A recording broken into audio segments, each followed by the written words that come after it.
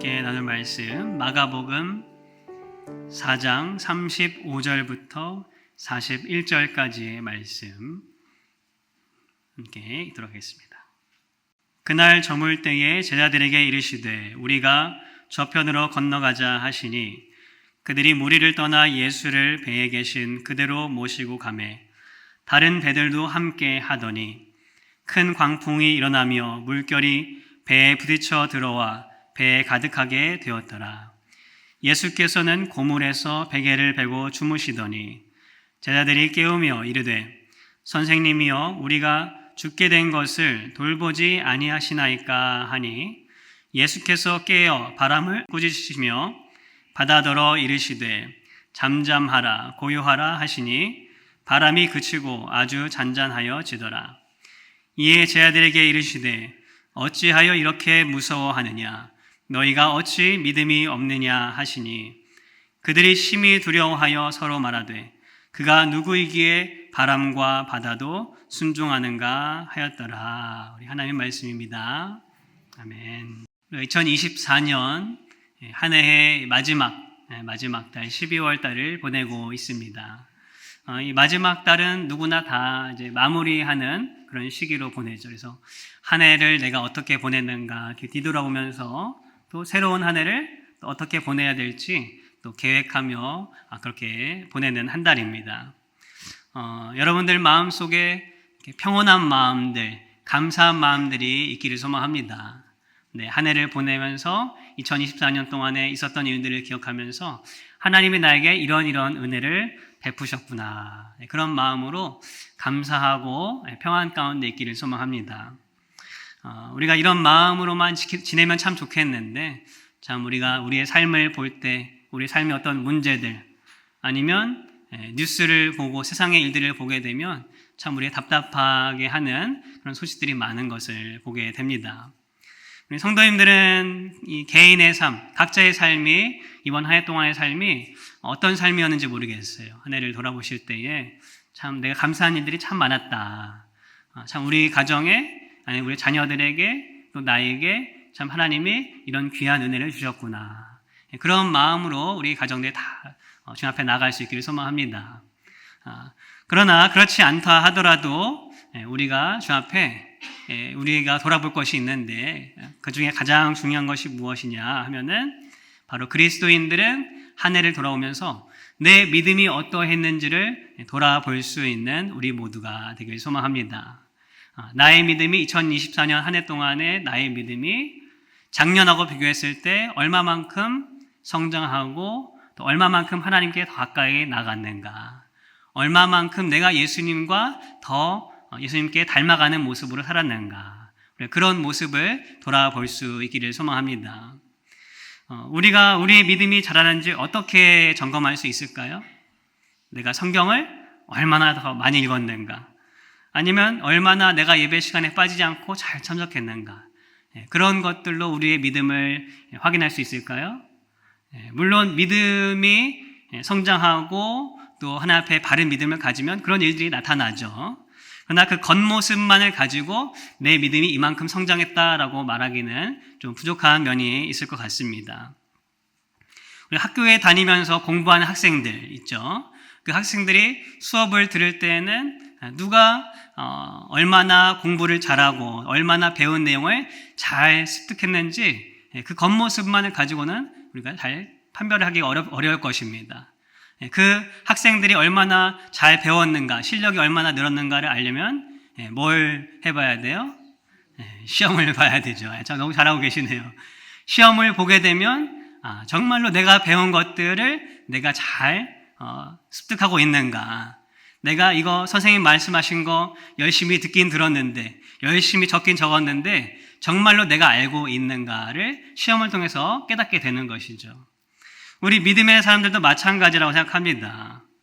우리의 삶의 여러 가지 순간순간 어떤 고난이나 어려운 일들을 통해서 하나님께서 우리에게 시험을 주십니다. 물론 내 죄 때문에 생기는 어려움들은 하나님이 주신 시험이 아니고 그건 유혹에 빠진 거죠. 그러나 그렇지 않다 하더라도 하나님이 내 삶의 순간순간을 통해서 내가 어떤 것을 선택해야 할 그런 시간들을 통해서 과연 내가 믿음으로 그것을 잘 반응했는가? 내 믿음을 통해서 하나님 주신 시험을 잘 통과했는지를 겪게 하신다라는 것입니다. 예수님은 제자들과 3년여 동안 함께 지내시면서 그 제자들을 훈련시키셨죠. 어떻게 훈련시켰습니까? 성경 말씀을 달달달 외우게 시켰어요? 아니면 매일 밤 산에 올라가서 기도하게 시켰습니까? 성경에는 그런 내용은 담겨져 있지 않습니다. 예수님은 제자들에게 무슨 훈련을 시키셨는가? 바로 믿음의 훈련을 시킨 줄 믿습니다. 어떻게 시켰어요? 예수님께서 함께 3년 동안 같이 먹고 자고 말씀을 나누고 기적을 행하시고 또 예수님이 직접 여러 가지 어려운 상황이 올 때 바리새인들이 손가락질하고 비판할 때 그런 순간에 어떻게 믿음으로 반응하는가를 보여줌으로 인해서 이 제자들을 훈련시킨 줄 믿습니다. 바로 오늘 본문도 그 중에 하나입니다. 갈릴리 바다에서 만난 이 무서운 풍랑, 큰 풍랑을 만나게 됐는데 이 삶의 어려운 현실 앞에 너희들은 어떻게 믿음으로 반응할 것이냐라고 예수님께서는 지금 이런 시험을 겪게 하시는 것으로 우리는 생각할 수 있습니다.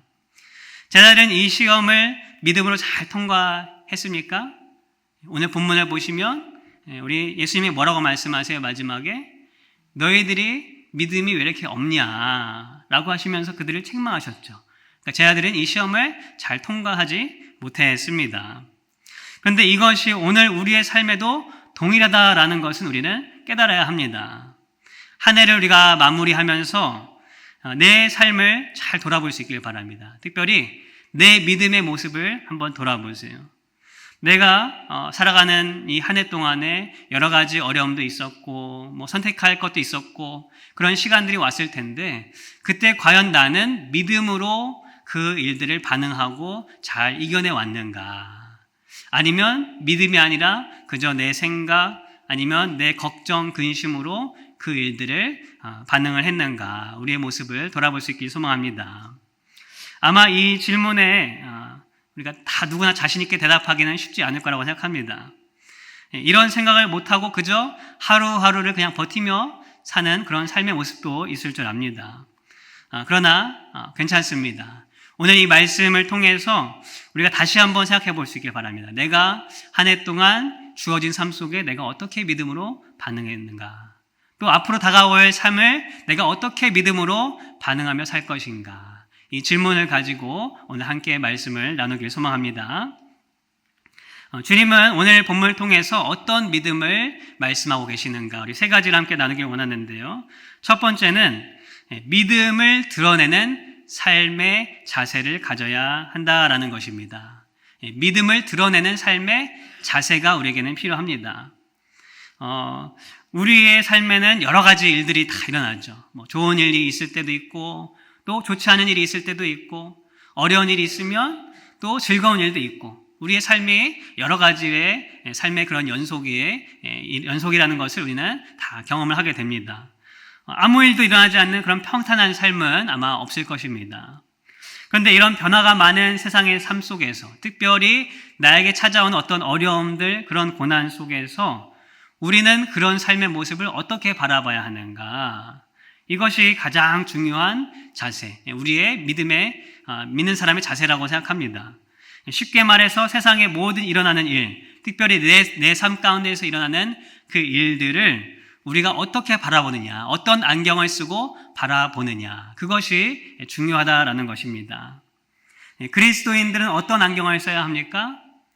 예수님을 내가 구세주로 믿고 나의 주인으로 고백한 이후로부터는 내게 일어나는 모든 일들을 무엇과 연결시켜야 돼요?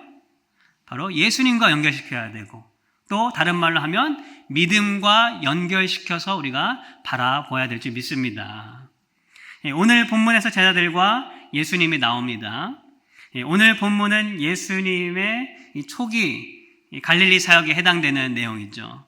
예수님께서 제자들을 하나 둘씩 부르시고 이제 본격적으로 말씀과 어떤 이적의 사역을 다 이제 베푸십니다.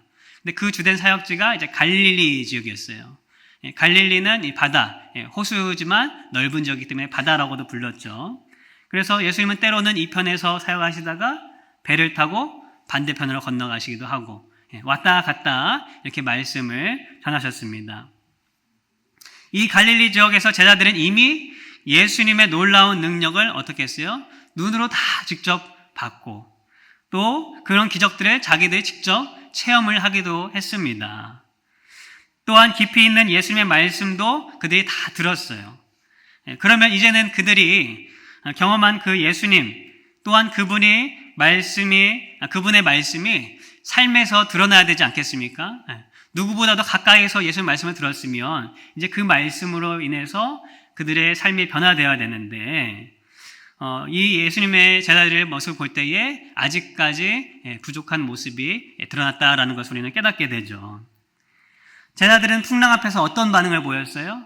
믿음으로 담대하게 나간 것이 아니고 이제껏 들어오고 보았던 예수님의 말씀과 기적은 다 온데간데 없이 다 사라지고 그들이 풍랑 가운데 죽게 되었다는 두려움 속에 빠지게 되는 것을 보게 됩니다. 우리도 매주 하나님 말씀을 듣습니다. 교회 나와서 듣고 또 가정에서 각자 성경 말씀도 보고 다 이제 그렇게 할 것입니다. 우리가 그 말씀을 듣고 읽고 하는 목적이 뭐예요? 그 말씀을 듣고 그저 마음의 평안, 위로만 받고 그것으로 끝내기 위해서 우리가 말씀을 듣습니까? 우리가 말씀을 듣는 목적은 뭡니까? 바로 그 들은 말씀을 가지고 세상에 나아가서 세상에서 그 삶에 이루어지는 모든 것들을 말씀으로 바라볼 수 있기 위함이 아니겠습니까? 내 삶에 일어난 일들을 바라볼 때 내가 들었던 이 말씀, 내가 들은 주님의 그 말씀 가운데 믿음이라는 건 이런 거지. 깨달은 그것을 그 눈으로 세상을 바라보기 위함이 아니겠습니까? 예수님을 쫓던 많은 무리에게 특별한 믿음을 요구하시지 않습니다.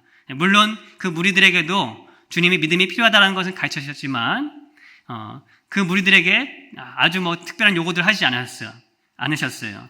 그러나 제자들에게는 믿음으로 삶을 살도록 계속해서 그들을 가르치고 이렇게 오늘 말씀에서 책망도 하시고 그렇게 하는 것을 보게 됩니다. 예수님은 갈릴리 바다 근처 한편에서 먼저 무리들에게 말씀을 하셨죠. 많은 무리들이 찾아왔는데 그들에게 먼저 말씀을 하셨습니다. 그리고 그 말씀이 다 끝나고 제자들에게 갈릴리 반대편으로 가자라고 해서 따로 제자들과의 시간을 보내십니다. 36절에 보면은 무리를 떠나라고 이렇게 말씀하세요. 이 말씀은 직역을 하면은 예수님께서 무리를 버리시고라는 말씀이에요. 물론 이제 그 영혼들을 예수님이 버리셨다 그 말이 아니라 무리와 제자들을 지금 구별하고 계시는 것을 알 수가 있습니다. 예수님께서는 무리에게 말씀이나 기적을 베푸신 그 후에 따로 제자들과 그 들은 말씀에 대해서 나누시고 너희들이 진정으로 그 말씀을 믿고 있느냐, 이 말씀의 뜻을 헤아리고 있느냐, 그 말씀을 가지고 어떻게 살아야 할 것인지를 따로 그렇게 가르치신다라는 것입니다. 왜냐하면 예수님께는 그 많은 무리가 아니라 예수님의 말씀을 듣고 믿음으로 세상을 바라볼 줄 아는 제자가 필요했기 때문입니다. 예수님께서는 우리에게도 마찬가지로 오늘 이 시간에 믿음을 요구한 줄 믿습니다. 너희들이 평생 동안에 10년, 몇 년 동안에 말씀을 듣고 또 말씀을 그렇게 행했는데 정말로 일어나는 삶 가운데 모든 일어나는 일들을 무엇으로 바라보고 있느냐? 믿음으로 바라보고 있는지 아니면 아직까지도 내 생각으로 내 경험으로 바라보고 있는지 주님은 오늘 우리에게 그렇게 물어보시는 줄 믿습니다. 믿음으로 세상을 바라본다라는 것은 무엇입니까? 내 눈앞에 일어나는 현상들 속에서 내 눈앞에 보이는 그런 현상들 속에서 보이지 않는 그 이면에 보이지 않는 주님을 바라보는 것이 믿음으로 바라보는 것인 줄 믿습니다. 주님의 뜻과 일하심, 내 눈에는 아직 보이지 않지만 내 어려움 속에 삶의 고난 속에 주님이 일하시고 주님의 뜻이 있다라는 것을 바라볼 수 있는 것, 그것이 믿음으로 바라보는 것인 줄 믿습니다. 삶의 고난과 어려움이 오면 나와 함께 하신 예수님이 보이지 않고 우리가 문제만 보이기가 쉽게 그렇게 우리의 모습이 흘러가게 되겠죠. 그리고 그 문제보다 크신 그 주님의 능력이 아니라 나의 연약함이 보이게 되고 결국은 그 가운데 우리 마음속에 뭐가 찾아와요? 두려움이 찾아오고 걱정과 근심과 한숨이 찾아오는 것을 우리는 경험하게 됩니다. 성도 여러분, 우리가 한 해 동안에 우리 가정 가운데에 우리 삶 속에 여러 일들이 있었을 것입니다. 그때 나는 과연 믿음의 눈으로 나의 삶을 바라봤는가? 아니면 다른 것으로, 걱정과 근심으로 바라봤는지 우리가 다시 한번 돌아볼 수 있기를 소망합니다. 주님은 우리가 믿음을 드러내는 삶을 살기를 원하십니다.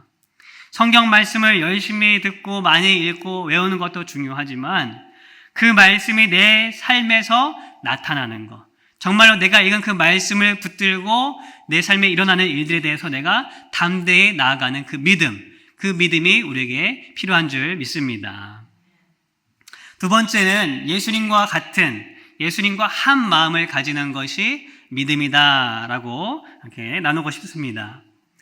오늘 본문의 이상한 점은 이 광풍의 두려움을 떨고 있는 이 제자들, 그리고 예수님의 모습이 너무나 달랐다라는 점입니다.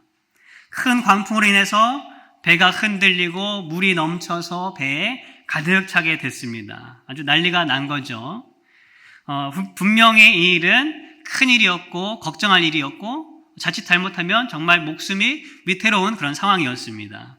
어쩌면 제자들이 두려워하고 난리치는 것은 너무나 당연한 것일 수 있습니다. 그런데 예수님은 어떠한 모습으로 계셨어요?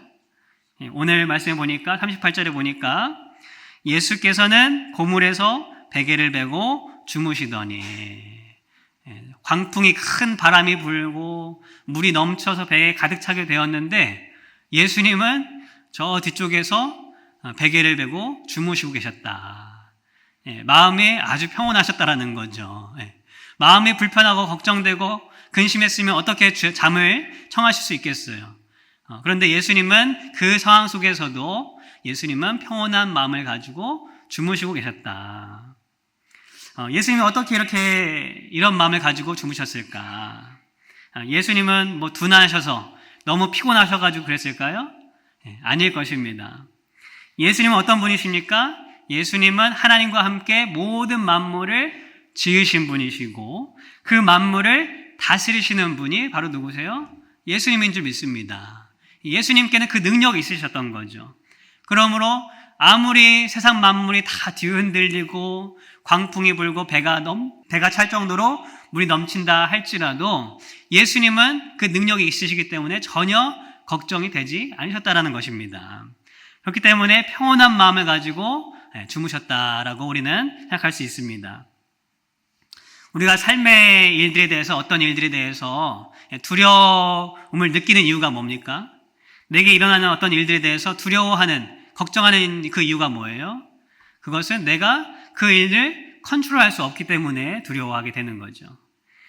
점점 연약해지고 노쇠해지는 내 몸을 내가 가눌 수 없어서, 내가 어떻게 할 수 없기 때문에 노화를 두려워하고 걱정하고, 또 내 마음대로 할 수 없는 그런 커가는 자녀들을 볼 때에 우리가 걱정하고 답답한 마음이 들게 되죠. 또 내 마음대로 해결할 수 없는 어떤 재정의 문제, 나의 능력을 벗어난 재정의 문제가 있게 되면 우리는 한숨을 쉴 수밖에 없다라는 것입니다. 그런데 믿음의 주요 온전하게 하시는 예수님은 어떠세요? 우리 주님은 어떤 분이십니까? 모든 만물 위에 가장 높으신 능력이 있으신 분인 줄 우리가 믿을 수 있기를 소망합니다. 모든 것을 다스리시는 주인이라는 것을 우리가 반드시 믿을 수 있길 바랍니다. 연약해지는 내 몸, 내 맘대로 할 수 없는 자녀들, 재정의 문제, 다 누가 다스리고 계세요? 모르세요? 모르면 큰일인데요. 모든 것을 다 누가 다스리고 계십니까? 예수님이 다스리고 계십니다.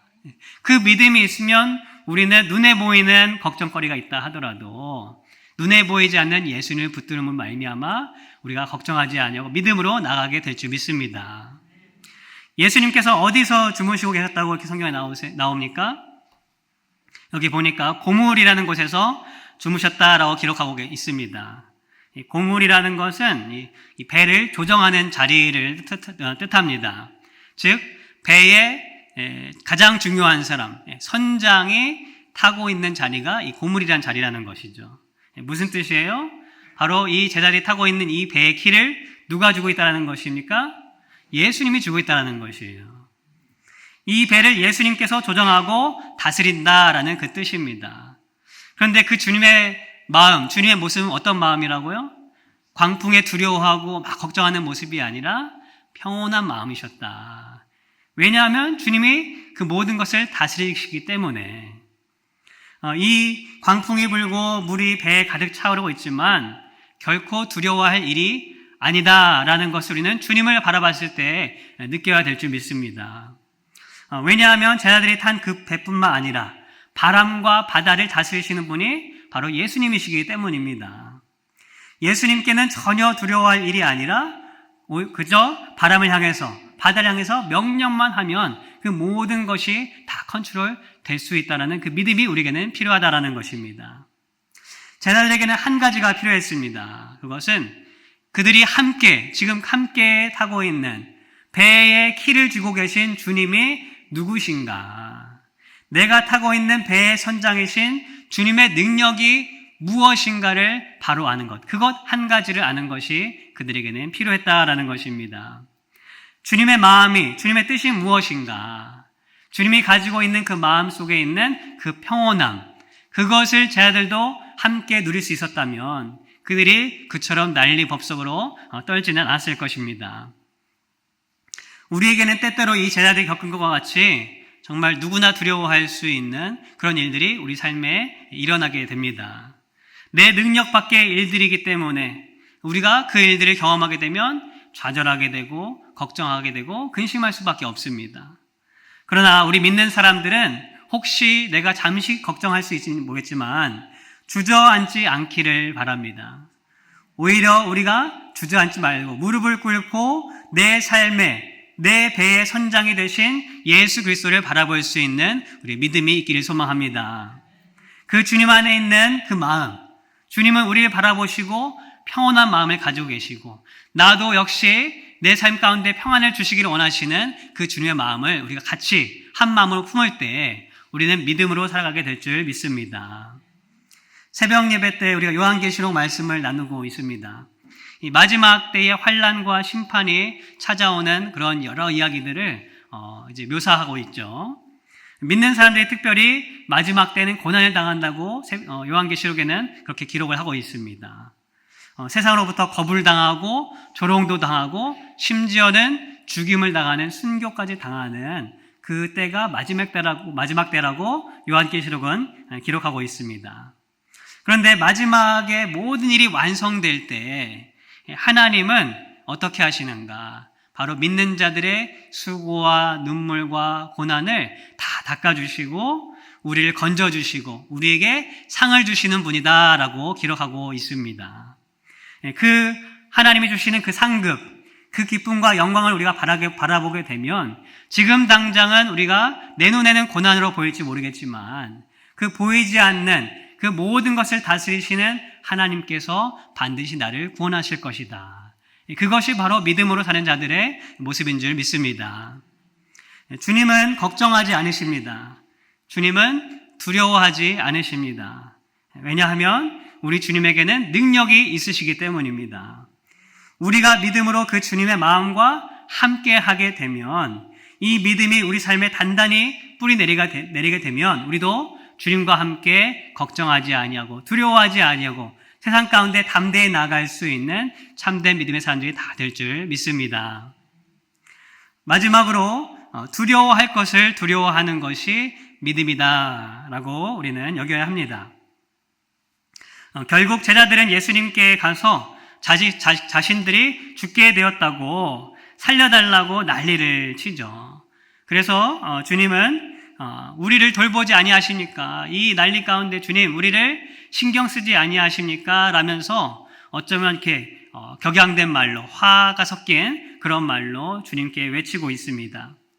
그런데 예수님은 그 말에 대답은 하지 않으시고 깨어서 바로 그 자신들의 문제가 되었던 바람과 바다를 꾸짖으시고 한순간에 광풍이 잔잔하게 하는 그런 모습을 보여주십니다.